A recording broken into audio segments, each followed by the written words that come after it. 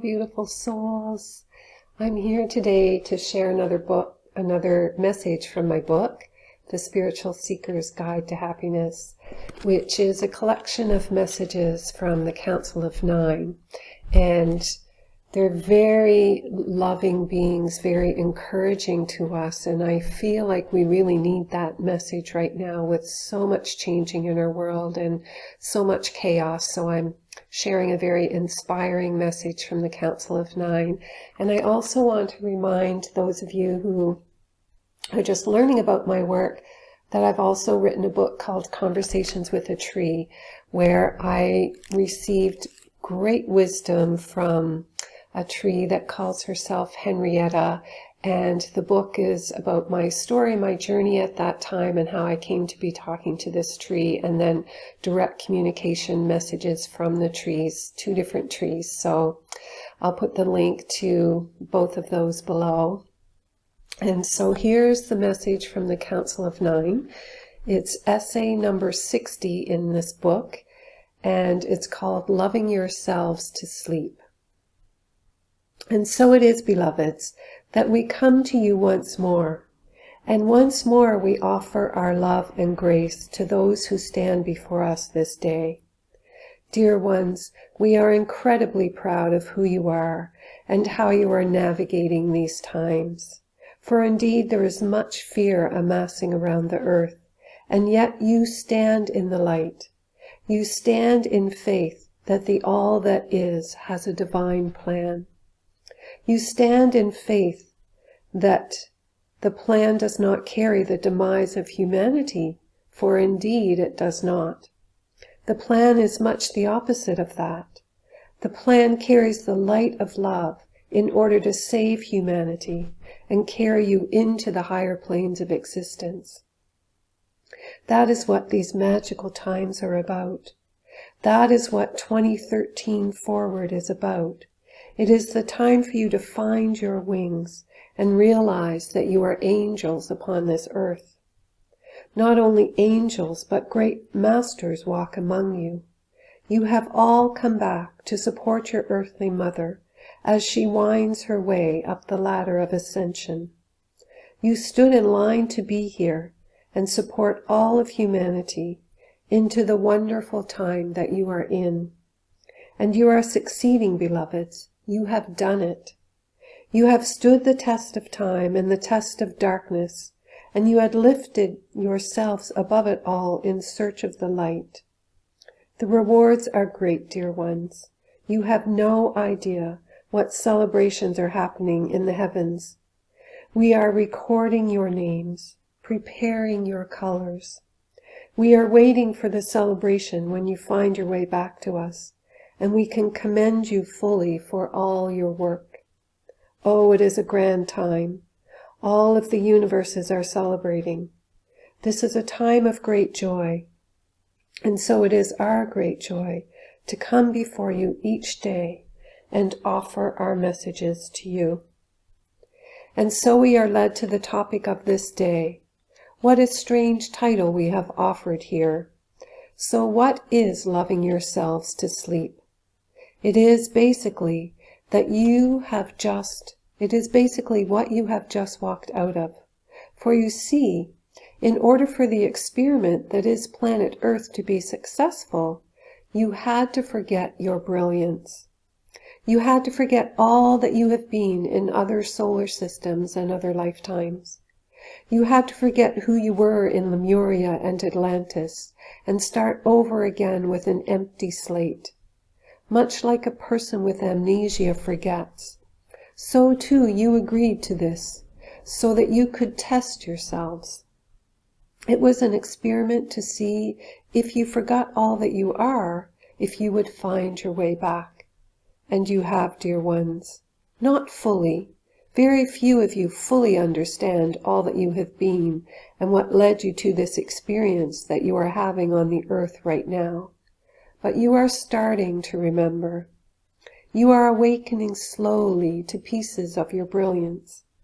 And so it was with the love that you allowed the forgetting, and it is with love that you find your way back to the remembering.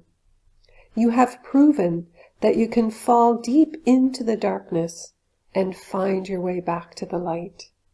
You have proven that, dear ones, over and over on this earth. Time and time again you incarnated here to prove this to yourselves and all of the universes everywhere. And now here you are. You have succeeded. More and more people are awakening to the truth that life is much more than fast cars and new furniture. More and more are finding their way back to a simpler life, where what matters is how many people they can offer their love to and how they can help their neighbor. Instead of competing, more and more are choosing cooperation. Instead of fighting to make it to the top, more and more are waiting for everyone to come along. The world is finding its way back to love. This is such a grand and wonderful shift on earth. There is much rejoicing on our side of the veil. For if it were not for this shift, then much would have been lost. If you had not found your way back to love, then humanity would have witnessed mass destruction and huge loss of life. It could have not been anything but, for the earth will not be destroyed.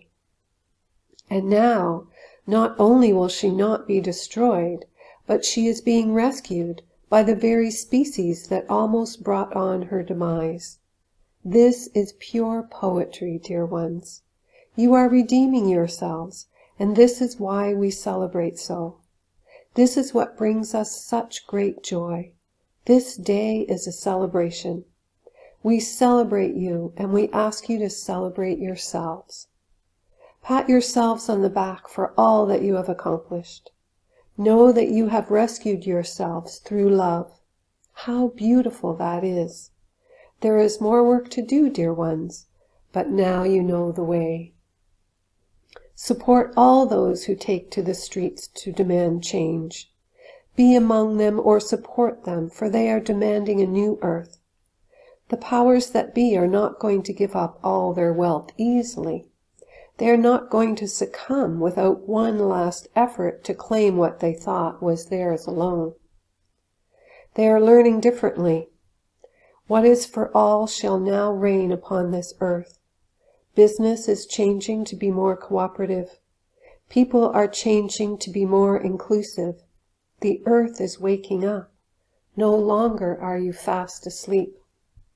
Now you are awakening with the same love that put you to sleep. Now you are in the times when that love is bringing awareness to all and supporting all of humanity and all of the species of the earth. It is time to claim the rights of all and to protect the earth and all who walk upon her. We are rejoicing this day and commend you, beloveds. Do not think of love as a trite expression of folly. Nothing could be further from the truth. Love is creation, and you carry love in your hearts. Find it and shine it brightly. Shine it within, and when you are filled to the brim, then it will pour out of you and onto all who cross your path. This is the new way of being human on this earth. Love is the way. Love is the light. Shine it brightly, and so it is. And as I read that message, I'm amazed that this book was written in 2013 and how relevant it still is today. And all the messages are like this. They progress, they have a vibration in them. And they progress in the message in the beginning, really helping us understand that we deserve to love ourselves and helping us overcome what has been our societal norms of self-judgment and self-criticism. Because in truth, whenever we judge someone else, we are truly judging ourselves. And the only way that we can move through that and find our way out the other side is to first love ourselves, and then it is love that exudes from us toward others and not judgment and hatred. And so, as they said, love is not a trite expression of folly. It is the way that we find ourselves out of this maze of chaos that we're currently in. And so I encourage you to check out the book. I'll link it to my website. You can check my other products and services that I offer there as well. And I thank you for being present in this moment and for allowing the love in. That can be a very big piece for us. I know it was for me. And when my journey of awakening started in the 90s, it really started by reading books that helped me understand that I deserve to love myself and I deserve to be loved. That was the first step for me because life had been difficult and challenging, and as a sensitive, I took it on very deeply. So I encourage you also, if you would like support in moving through those patterns of the past, to check out the freedom release technique that I developed also back in 2013, where I'm able to go in and find where the limiting belief was created. So it could be where there's lack of love, a belief in poverty, difficulty attracting healthy relationships. I'm intuitively able to go in and find the source either earlier in this lifetime, or often there's past lifetimes that need to be cleared that are influencing us in this now moment, and to replace those negative events with what would have been a higher potential in the timeline when they were created. So replacing it with a positive event. And because our cells are influenced by our thoughts, they're influenced by their environment. Bruce Lipton has proven this in his book. He talks about it, Biology of Belief, that our cells are actually affected very much by our environment, and thoughts are the environment. And so by doing this work, you're actually changing your cellular structure. So I invite you to check out that as well.